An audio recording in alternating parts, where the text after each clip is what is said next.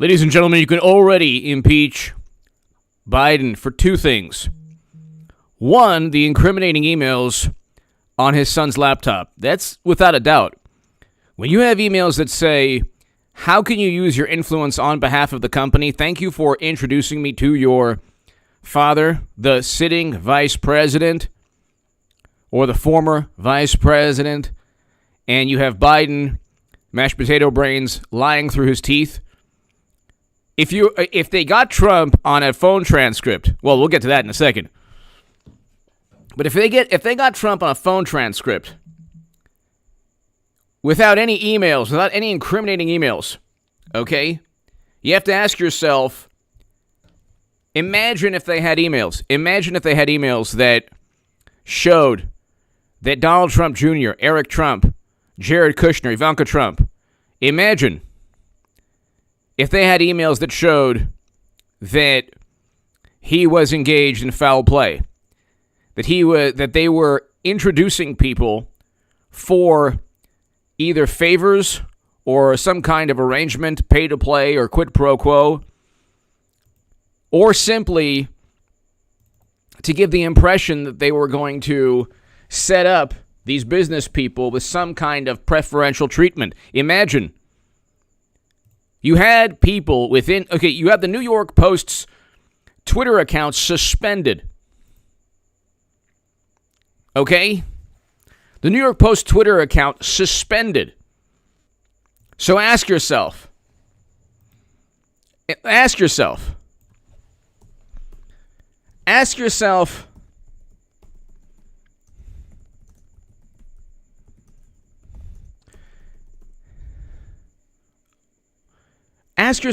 what would happen? What would happen if it was Trump?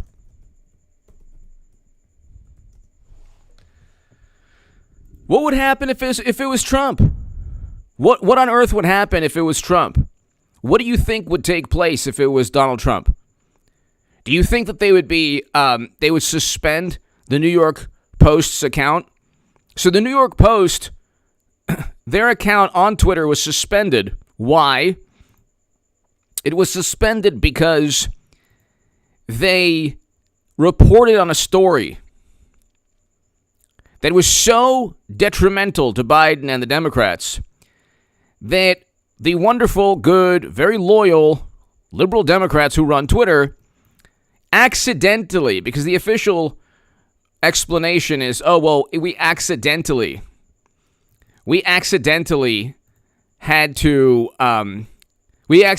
suspended the account. So we can get into the emails. That's just one example. That's just one example. So one example is the following. Impeachment because he lied about his son's emails. We haven't even seen, Giuliani has like 4 copies. The computer store owner has a number of copies. They're incriminating emails like, I give 10% to the big man. So it's like you pretty much have all the information you need. You pretty much have all the information you need to impeach him on that. So you pretty much have all the information you need. Then there's the issue of not just his emails. Hit subscribe right now, ladies and gentlemen. Eric and Luke, thank you so very much to my super chat. I can't do this without you. Thank you so very much. Mad Cow Mark, hello. J-Spot, hello. Kristen, hello. Everybody here, hello. You basically, ladies and gentlemen, have a situation where his emails, his son's emails, are the first thing they can impeach him for. He lied through his teeth. There needs to be an investigation on this, just like what they did with Trump. And there are whistleblowers. There are people who are willing to testify and willing to say, this man, Hunter, or I met the vice president. Yeah. So you have that. Then you have the transcript of Ashraf Ghani. We can get into this is only going to be an hour, but we can get into numerous examples. The second is the phone transcript. So the phone transcript between Ashraf Ghani and Biden, he lies through his teeth. He says, you have to focus on perception. Your military is strong enough to overcome. Your military is strong enough to overcome the adversaries there. We'll call them the T-Ban. Nothing could have been further from the truth. Several days after he went ahead and spoke to Ghani, the Afghan government fell. So you're looking at a person who either doesn't have the intelligence, well, we know that, but is contradicting his own intelligence agencies, or his intelligence agencies gave him the wrong intelligence. We don't know. We don't know. It could be a number of different things. I have no clue. They're both incompetent anyway. The wonderful intelligence agencies that focused on Trump for 4 years, completely incompetent. So I don't know. Did the intelligence agencies lie to Biden, or did Biden lie about not knowing? Or did the intelligence agencies notify Biden that the Afghan government was going to fall? Or was Biden right in saying that the intelligence agencies didn't know this? Because they asked the top general, Milley, well, there's nothing that we knew. There was nothing that would have told us that that the government would have fallen. Why would the general say this? The guy have no clue. He's the chairman of the Joint Chiefs of Staff. So the chairman of the Joint Chiefs of Staff is usually somebody that is always first of all, they're usually apolitical, and you have top generals, reading books on, these theories that it's top U.S. military. I want to understand, what does that have to do with the military? It has nothing to do with the military. He's talking about social issues, and this is the thing. They've made a calculation that, Trump is so unpopular throughout the country. It's no, that's not the case, actually. That is not the case. Trump is so unpopular throughout the country that that we have to go ahead and kind of pander to Democrats and their base. They keep talking about Trump's base. Why doesn't anyone talk about the Democratic Party base? Trump's base is a lot more diverse than people think. A lot more diverse. Okay? The base of Democrats is not diverse in thought. There's a certain type of person that's going to vote Democrat. Always. Forever. It's a certain type of person. You're generally going to feel morally superior about a lot of things. And it's not about, I think this policy is moral. It's about feeling morally superior. It's a different type of political vantage point. I don't look at politics as a spiritual endeavor or some kind of it's not who I am. It's not my identity. To a great many Democrats, it's who they are. And they say Trump's base is a cult. No, it's not. There are a lot of people who have abandoned Trump within Trump's base. It's not. They have to go ahead and they have to describe things in that manner, because the reality is they're part of a cult. I'm not vote red no matter who, or, I'm not vote Republican or vote Democrat, vote blue no matter who. They're the ones who have to twist themselves into contortions to justify voting for a political party that the Lincoln Project and Bernie Sanders vote for. The communists and the socialists vote alongside the Bush-era neoconservatives. It's one political party. They call it a tent, but it's a racket.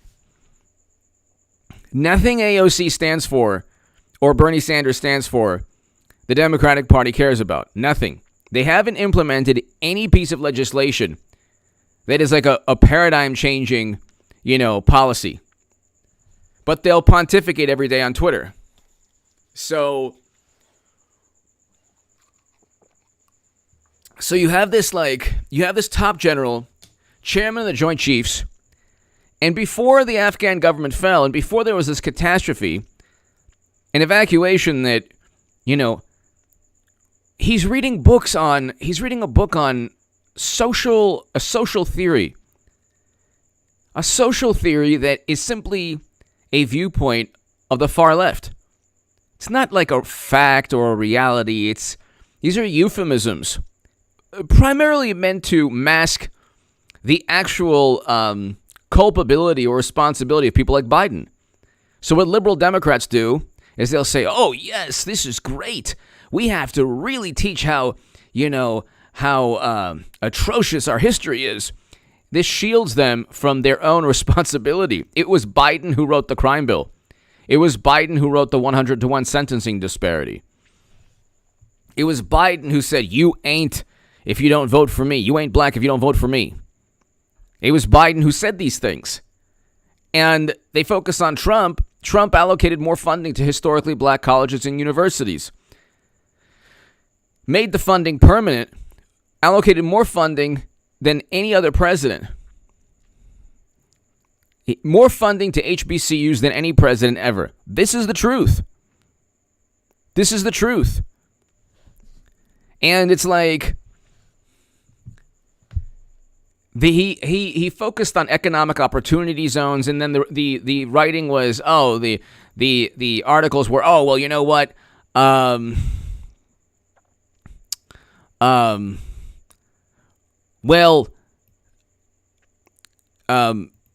not doing their job. It's like, well, he was focusing on economic opportunity zones, and now there's crime, and now there's unemployment and inflation everywhere, especially in the hardest hit areas. And it's like, this is like, they're all public relations. That's why you can impeach Biden. You can impeach Biden on the phone transcript. You can impeach Biden on his son's emails. You could probably impeach Biden on a whole bunch of things, a whole bunch of future, like if he.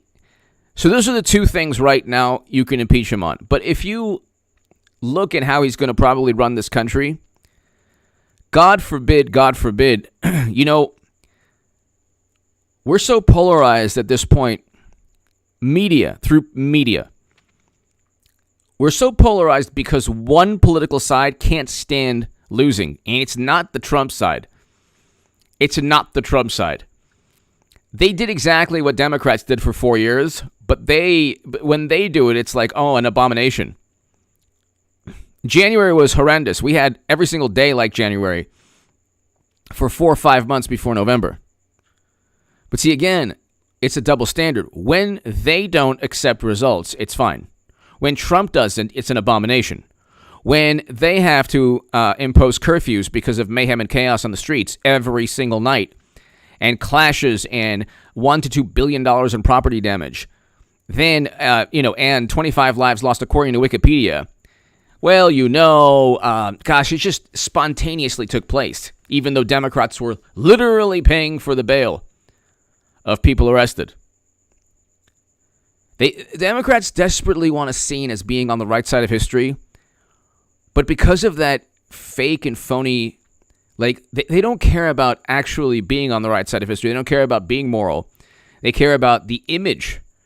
The Trump represented a person who, like, Trump, Pompeo, or I shouldn't say Pompeo, Trump.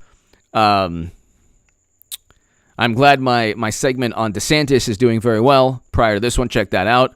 I think that there's talk about him being Trump's vice president, so that would be amazing. But they care. Their whole thing is that they care more about. They care more. Hello to my viewers in Korea. Hello. They care more about public relations. That's all they care about is public relations, image. And so you have a general reading about these theories. He doesn't care. Do you think he really cares? Do you think this general really cares? To be a top general is like, to be the CEO or, you have to play ball with the system. You have to be, you have to also understand how bureaucracies work. But see, again, in June, General Milley is reading books on fringe left-leaning theories.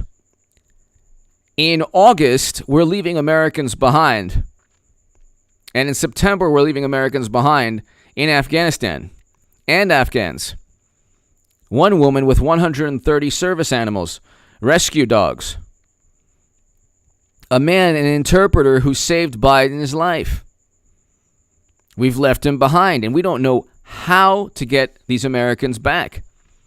Maybe instead of testifying on these theories or reading these books, General Milley should have, perhaps made sure that the evacuation from that country wasn't rushed, completely filled with chaos and mayhem, because 13 Americans lost their lives because of the Biden administration and Joe Biden. Directly because of him. It wasn't something like they throw their hands up in the air and they shrug their shoulders and say, well, you know what? Gosh, it was bound to happen. It was bound to happen. I mean, you know what? It was just bound to happen. There's nothing we could have done. Nothing could be further from the truth. Nothing. Nothing could be nothing could be further from the truth.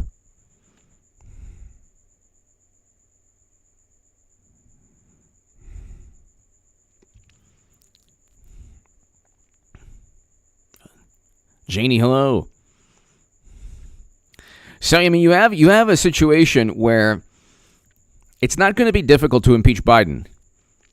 And payback is a you-know-what. So they impeached Trump on things they couldn't prove in a court of law.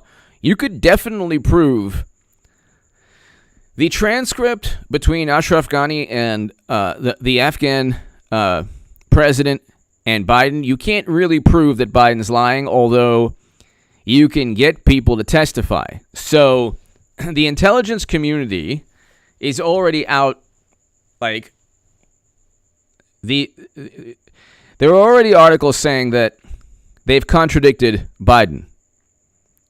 So there are already articles saying that Biden isn't telling either the truth or isn't accurate when he says he didn't know that the government would fall so quickly. The overall issue is not the government falling, because that would have happened with Trump.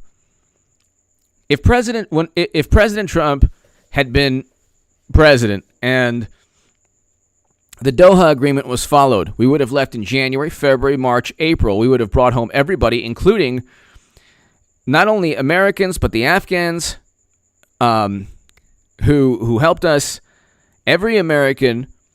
And if the government had fallen prior to us leaving, we would have done something about the 13 million rounds of ammunition. And you look at, like, images now, they are armed for years and years. They have tanks. Oh, no, sorry. They have Humvees. They might have, I don't even know if they have tanks. I haven't read if they have tanks, but they have aircraft. They have ammunition that'll last years. They have 600,000 small arms. 600,000. rifles. It's like they have night vision goggles, body armor, Black Hawk helicopters, and if there was ever an opposition, they've already been armed. Like, good luck, they say. Like, there are people who say, well, you know what, their adversary should rise up. It's like they've been,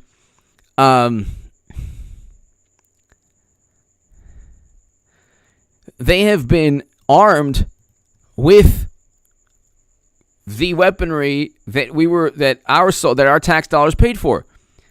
So our tax dollars went to arming the organization. I'll just call them the T-Band because of the algorithm. So the T-Band now have all our weaponry. We still have Americans left behind. We still have Afghans left behind. And do you think the New York Times or the Washington Post or MSNBC and CNN and all of media, do you think they're going to blame Biden? They're not going to blame Biden. That's not the way they work. They work to just cover things up. They did their job initially because everyone, even Biden voters, were outraged. And that's difficult to do because they'll pretty much go along with anything, as long as it's not Trump.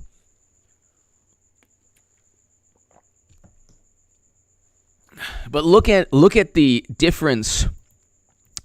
Look at the difference. Jason, thank you. So then they have tanks also.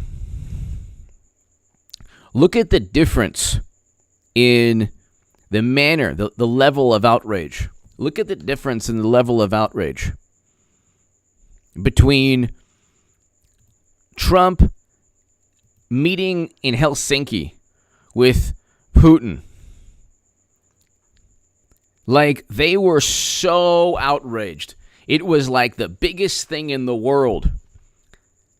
It was like an abomination. Oh my God, he met with Vladimir Putin in Helsinki. Oh my God. How dare he do this? This is so... He should have let Putin know that, those Facebook ads swung the election in his... Like, they wanted Trump. Like, all you heard was like a whole week. Oh my gosh.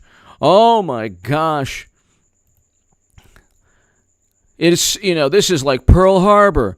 Oh, goodness gracious. They were melting down because Trump didn't get Putin into a headlock.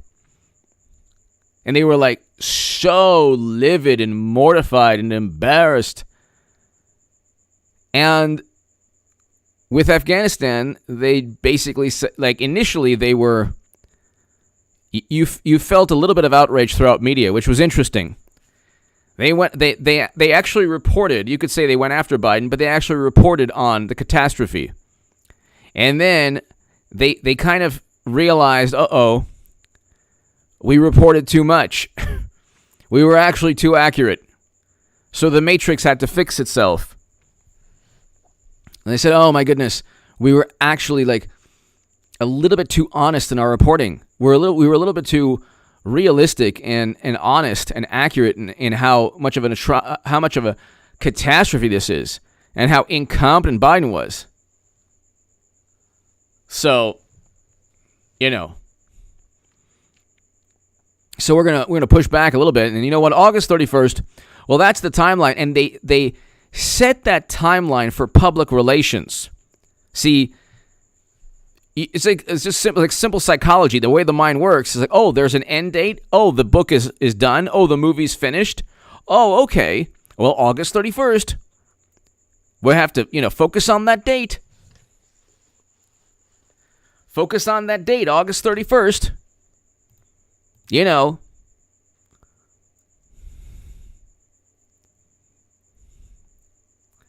And so you had this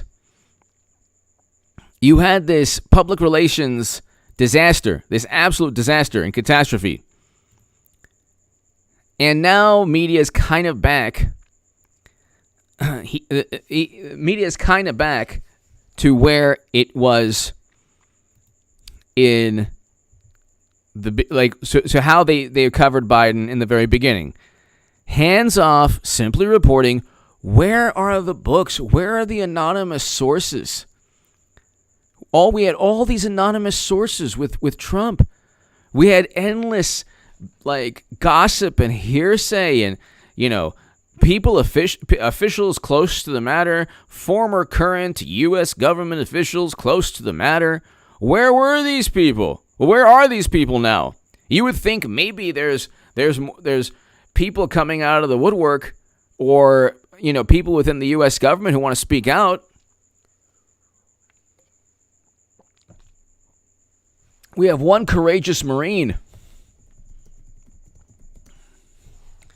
And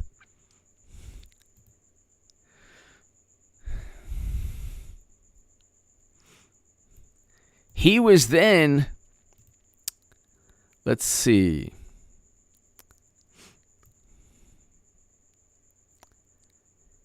he had to experience consequences from this. Okay, so hold on one second. Let me see. Marine demands senior leaders accept accountability for Afghanistan. Gets removed from position. So, Stuart Scheller, Marine Lieutenant Colonel Stuart Scheller. And so he experiences consequences. Well, wait a second. You had two people in particular during Trump's administration who worked for the Pentagon or the Department of Defense. And let's see, where does this one? I'm not even going to say his name. One of the people who was spoke out against Trump. Oh my God, he was championed. I think he was also a lieutenant colonel. Also, all he did, he worked for the National Security Council. Okay, it's like all he did.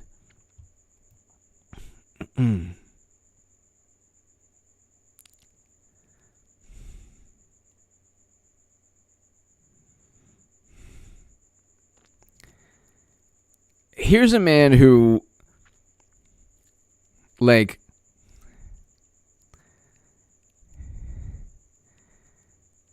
you look, he cited vengeful behavior and bullying by President Trump. This is not a crime. This is an opinion. He didn't cite. So you have one person, a lieutenant colonel, who spoke out against Trump because he felt that Trump was bullying somebody. Which wasn't the case, because even President Zelensky stated, no, that never happened. So look at the difference. Look at the difference in how. Look at the difference in how they focus on public relations. The Wikipedia page. I'm not going to say his name. This lieutenant colonel cited vengeful behavior and bullying by President Trump and administration officials. They never indicted Trump in a court of law for anything. So this is all either hearsay, gossip, someone's opinion. There's a lot of bullying during every administration, especially George W. Bush, especially President Obama's administration. And Lord knows how much bullying and vengeful behavior is in Biden's administration. Well, maybe they're too incompetent for even that. Then he was promoted to the rank of colonel after he turned on Trump based on his opinion. So people were notified, people testified about their opinions of Trump. Who cares about someone's opinion of Trump? It's completely irrelevant. Here we have a true hero, an honorable man, Marine Lieutenant Colonel Stuart Scheller, who wants accountability for 13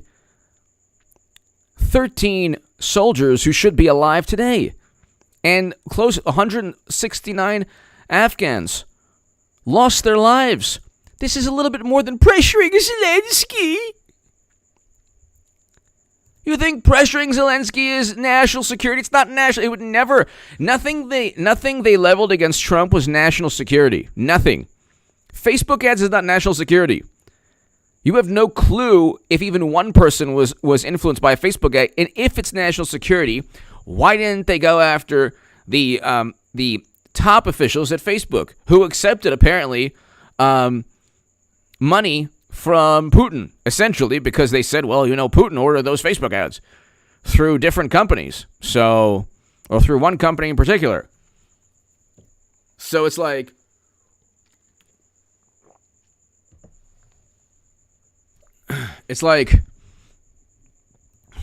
you have this situation where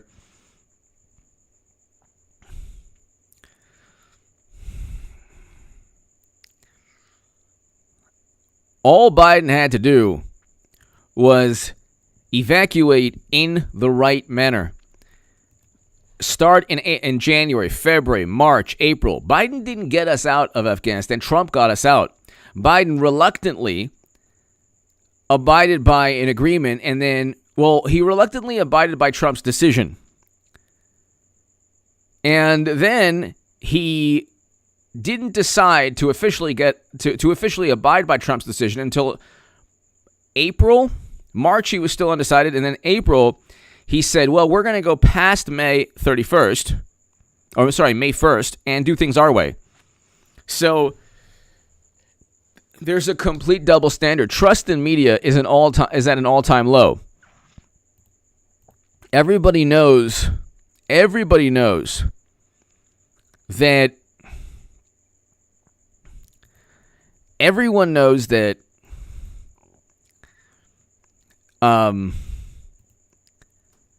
that media is pulling for one political side. They know this. The interesting thing about this catastrophe in Afghanistan is that even media couldn't shield Biden, because there's a certain point where you have even CNN and MSNBC where the scales tip to a point where it's actually lucrative for them to point out how inept Biden's administration is. So they try to make money off emotion, suppressing emotion and promoting certain emotions. And they realize that this is an absolute catastrophe. So they said, well, why not? Why not? We can actually report on reality and what's taking place, and it's lucrative. Then they had to pull back. But you look at this Marine Lieutenant Colonel Stuart Scheller, amazing, human being, spoke out, wanted accountability. He's not reading books on social theories that have nothing to do with the military, and he actually wants accountability. You have the defense secretary, you have the Joint Chiefs, and you have Biden. And it's like, why did they fail the country so miserably? This was a miserable failure of not by the heroes on the ground. The success was bringing so many people out in such a short time period, and it was the Marines and the military on the ground that did this. They deserve praise forever. They were put in an impossible situation, and they got people out, not Biden. Biden made them do the impossible, and they achieved the impossible, but not without 13 lives lost and close to 200 Afghans who were lost. It didn't have to happen. It only happened because he wanted to spite Trump. So that's another. So you have this Marine who is demanding accountability. Where's media praising this man? They only praise people who come out against Trump's bullying. You have to understand, Trump's bullying is actually elicits more emotion from morally superior, wonderful liberal Democrats. It's like Trump's personality promotes a greater sense of duty or responsibility than the catastrophe in Afghanistan with Americans still there. They're still there. And you don't have people saying, well, you voted for this. How many Democrats are saying, oh, wow, all those lives lost and all the people who are suffering, that's on our hands. Because they said the same thing to Trump. or Trump supporters. So it's like,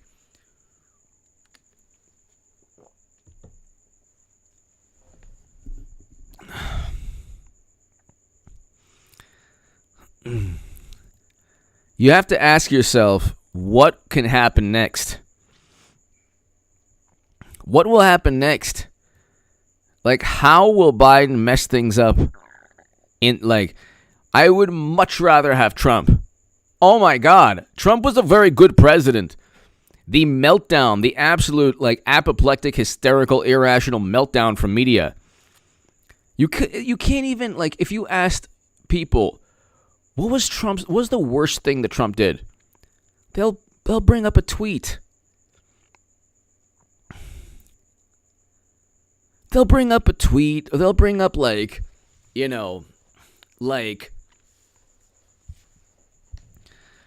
they'll bring up a policy, certain policies, but then President Obama presided over worse. When there's a Senate report that talks about something so horrendous I can't even talk about it on YouTube.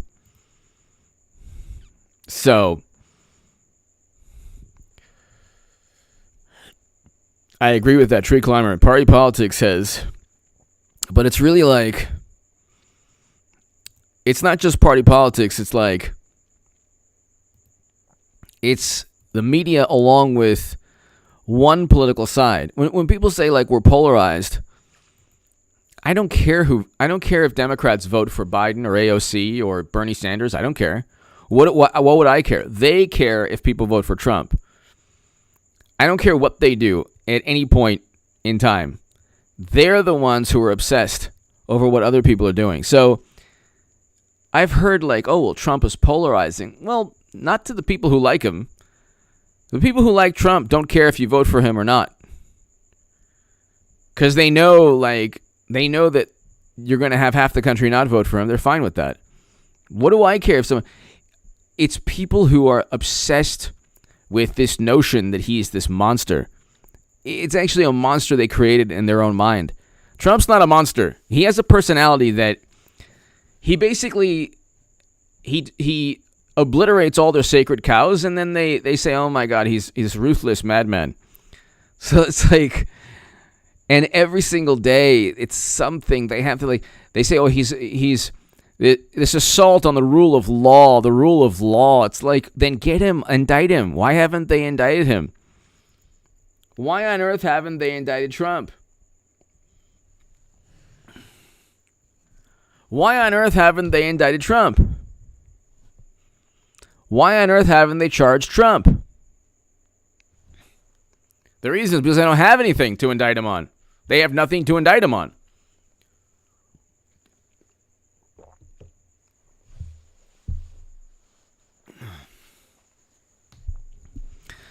By the way, ladies and gentlemen, my last segment is doing pretty well. Thank you. 31,000 views in 3 hours, so I appreciate the support and sharing the segment and all of that. So thank you very much. Well,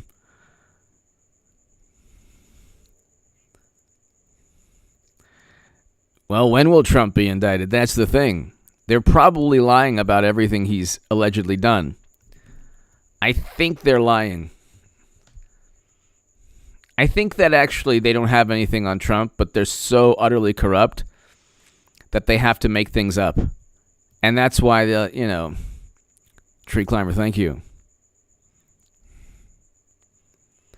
If they have a lot to indict Trump on, why don't they pick one? Why didn't they indict him during his presidency? Because according to, what's his name? The Harvard Law professor Lawrence Tribe, they could totally indict a sitting president. It's just a matter if he committed a crime. They have his tax returns. So, they have his tax returns now. So it's not that difficult. Maybe they just didn't have anything. Maybe they were just, I don't know, lying the way they lied about a fair and neutral primary. Jesus! Hello, Jesus Garcia. Hello. I love Larry Elder. I hope that he wins.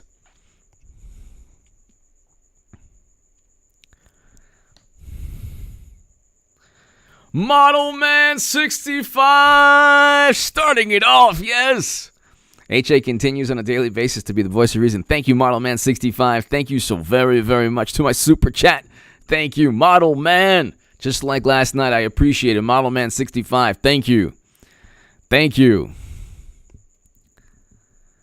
Greatly appreciated. Model Man 65, thank you. They don't have anything to indict Trump on.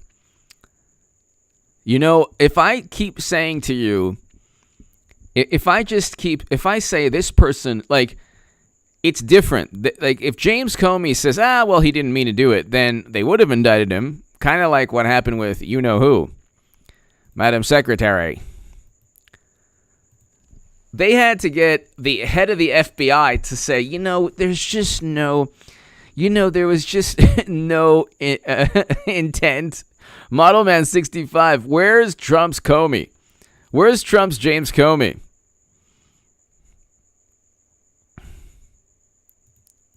Model Man 65, thank you again. Tree Climber!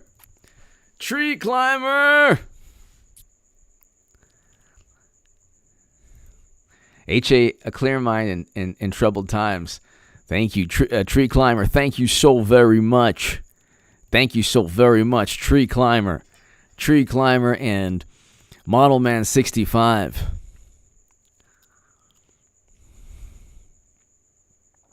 All they want to do is, thank you so much. All they want to do, ladies and gentlemen. Oh, here we go with the OBS. Sorry about that. So, Tree Climber, thank you. Model Man 65, thank you.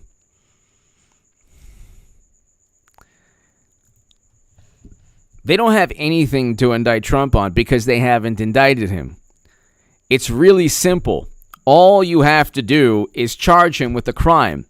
If you say that this man is a criminal, and you have every single, like you have a state prosecutors after him, you have federal prosecutors have tried to go after him, and they can't find anything, maybe they're just trying to railroad him. That could be the case. Maybe, just maybe, they're trying to railroad him, and they can't stand him, so they're utilizing the government to go after him and anyone near him. Which is exactly what they impeached him for the first time. So, can you hear me now, ladies and gentlemen? Sorry about that, people.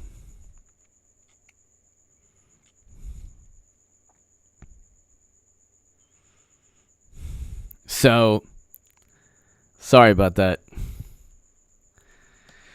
So they really don't have anything on... They don't have anything on Trump. They have a lot on Biden. Like, they have a plethora of information on Biden. It's called his son's emails. A plethora of information. And all they have to do is look at what's taking place. All they have to do is look at what's already been discovered. They already know, ladies and gentlemen, they already know that there were incriminating emails, tens of thousands of incriminating emails. Okay? If the roles were reversed, what would you say if you were a Democrat? If Trump had those emails, what would you say? Of course you would say, well, we have to impeach him on this. Well, he's hiding this information. Or he engaged in a quid pro quo agreement based on, I have to give 10% of the money to the big man. Why do you think Twitter suspended the New York Post's account? Because the information was too detrimental to one political side. It was too detrimental. And then Twitter comes out they're like, it's just this typical bureaucracy where all the rules are tailored towards helping one political side. So, well, you know what? We have a policy on Russian disinformation. Well, how do you know it's Russian disinformation? Well, we were told it was. Not by Trump's not by Trump's intel community. John Radcliffe disinformation. What are you talking about?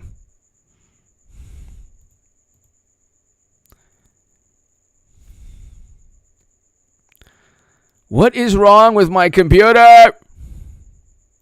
What is wrong with this computer?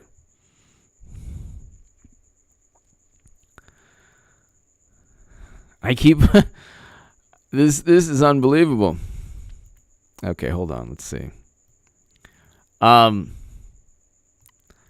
We're going to end soon, ladies and gentlemen. I started this one a bit late this evening. But definitely check out the segment prior. If you have a functioning, if you have legislation that protects the integrity of things, we'll leave it at that. And we don't live in this alternate reality where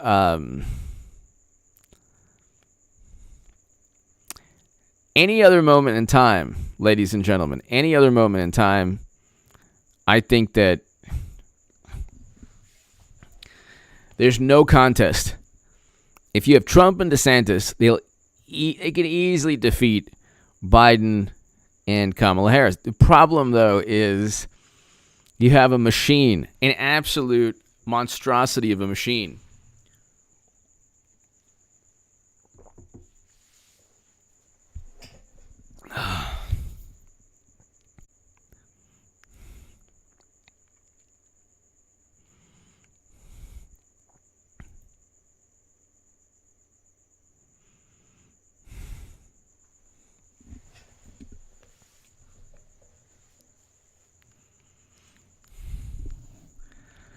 Can you hear me now, ladies and gentlemen? Oh, my goodness.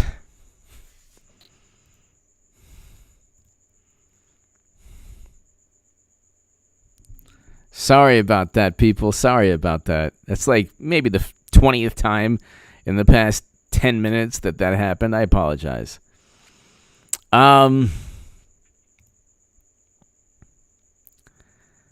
Ladies and gentlemen, I think that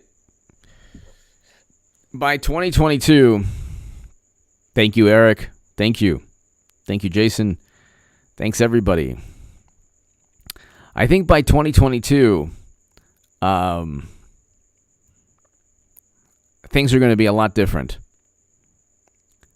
Things are going to be a great deal different. And you're going to have, hopefully a political side, hopefully a political side in terms of the Republican Party that actually defends Trump instead of investigating him. Like, they say, oh, Trump lost the Senate. It's like, dude, you were investigating a Republican president based on lies from the intelligence community you knew were lies. Facebook ads are not national security. It's not a national security concern, Facebook ads. And if indeed it was a national security concern, you shouldn't just have had the Facebook CEO there with all these politicians fawning all over him. You should have then maybe looked into charging or indicting social media company executives who were perhaps complicit in allowing these ads to run. Didn't they care? I mean, or they just took the money and didn't even think about the implications on our democracy. Ladies and gentlemen, thank you so very much, people. I'm like, the stream is going to probably just crash at any moment now for some reason. I have no clue why. But to my super chat, thank you. Thank you. Tree Climber and Model Man, thank you so very much. Eric H526, thank you to my viewers in Korea. Thank you so very much for watching. And around the world, thank you. And ladies and gentlemen, I will be back tomorrow. I'll probably have an earlier live stream tomorrow. So I'll probably have an earlier live stream. So check the channel by like around 4:30 or so. I'll probably have a much earlier live stream. 2 earlier live streams than today. Thanks, everybody. God bless. Have a great, great evening. Thank you so very much